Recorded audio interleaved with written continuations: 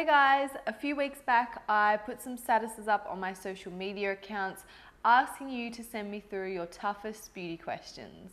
I really felt like I needed a challenge and you guys definitely gave it to me. There were so many questions and they're all brilliant. So because there are so many, I thought I would do a series of these videos and just answer a few questions at a time so I can try and keep them short and simple. So let's get into it. Okay, so this is a great first question to start with.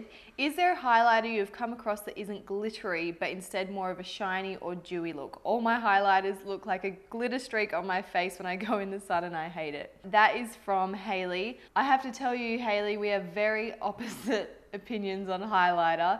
I love looking like a disco ball in the sun. That's my favorite thing ever. But I get it, not everyone wants to be that highlighted. So actually what I'm about to tell you is also really great for mature skin. So it's not only good for someone that wants a more natural looking highlight, but if your skin is starting to look older, then this is also really great for you. So my best advice would be to use a cream or a liquid highlighter rather than a powder highlighter. Powders are always gonna have, you know, like shimmers and glitters and all these things in them that make them so blindingly beautiful. Whereas a cream, you can get them a little bit more natural. So I have a few things here that I'll talk you through. Firstly, one of my favorite products right now is this MAC Quick Trick Stick. It's double-ended, so it's a bronzer contour on one end and a cream highlight on the other. I use this in my Glitter Week tutorials a couple of times and it is literally the most beautiful thing ever. I could just bathe in this. This is the shade Bare End and Earth Nut, but it does come in multiple shades. So it really is very natural. Like I feel like you can just see the shine there, but there's nothing glittery about it. It's really just, I just love it so much. Like I'm sure you guys know if you saw my videos, I was obsessed with it and I still am. Another great product is the Hailey Baldwin for Model Co. The Filter. This is also a contour and highlight product, but a slightly different way of applying it. Also, this particular shade is a little bit more of a, what would you call it? Just like a lighter, like eggshell shade, whereas this Bare End shade was a little bit more yellow, a little bit more warm. I think you can see it a little bit better on my finger there, and then when I apply it, again, it blends in so beautifully, and this just looks incredible, like along the cheeks, and you can put it under your brow bone, like you can just put it all over your face, just like the MAC one. And lastly is lip balm. I remember back when I was assisting Ray Morris, my mum must have had lip balm on her lips, which is weird because she doesn't really wear lip balm, but maybe I'd peer pressured her to put some lanolin on her lips, and she kissed me on the cheek goodbye, and when I walked in, Ray was like, "What is that on your cheek?" She's like, "That is incredible." She's like, "Let me just blend that in a bit," and then she's like, "That is beautiful." And it was just lip balm, and it truly looks so incredible and very natural but glowing, and there's nothing shimmery or glittery about it. It's just a beautiful natural glow. I've got here Lanolips, which is their 101 ointment multi-purpose super balm. This comes in different colors as well, which are also stunning on the cheeks, although they're made for the lips. So I'll just show you a little bit. When it hits the light, it is, oh, there you go. It's like dewy magic. It is so beautiful. I would say just do a little bit, like on the tops of the cheekbones. It's also going to moisturize you. Yeah, so lip balm is another really great option for that. Another question which came up a few times is how do you prevent your makeup from going an ashy shade?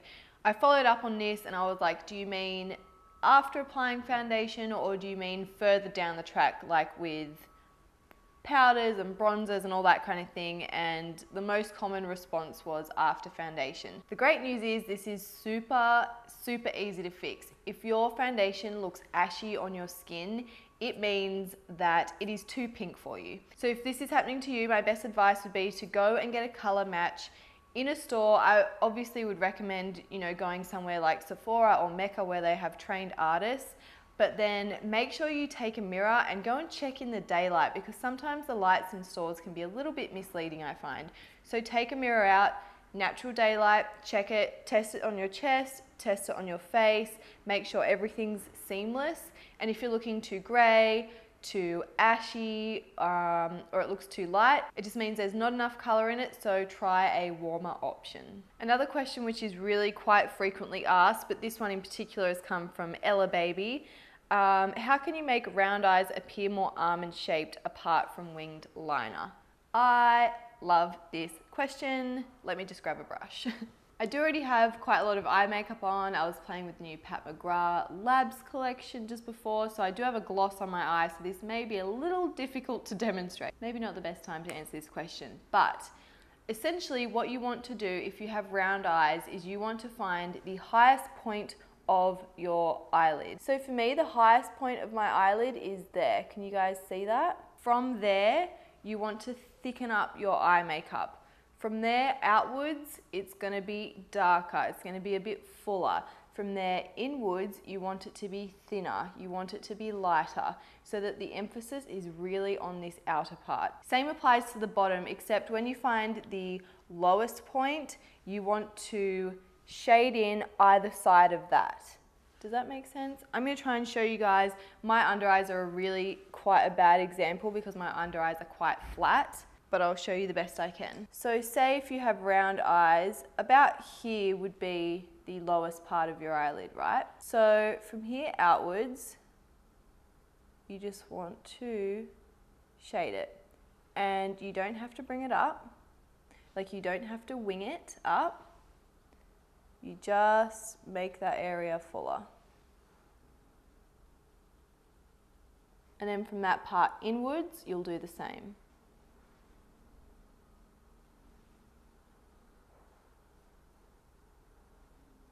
And then you would do just like a little bit there.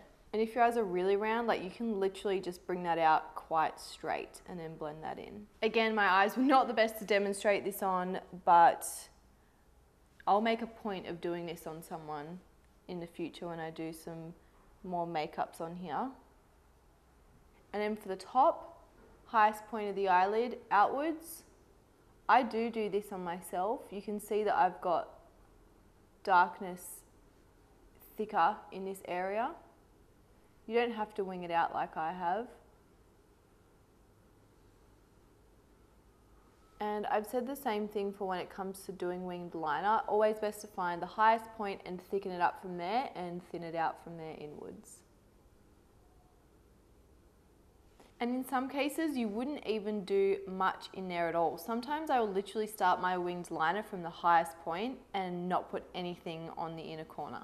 I know it's sometimes hard for me to demonstrate things just on my eyes when I just have one eye shape. I will be doing more videos with other girls being my models, so I can show you a few different tips and tricks, but definitely try that out for yourself at home, and I promise you, you will see a difference. Thank you so much for watching this video. I really hope you enjoyed it.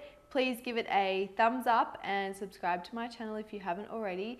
And if you have any more beauty questions, your toughest beauty questions, send them my way. I really like answering them. I'll see you in the next one. Bye.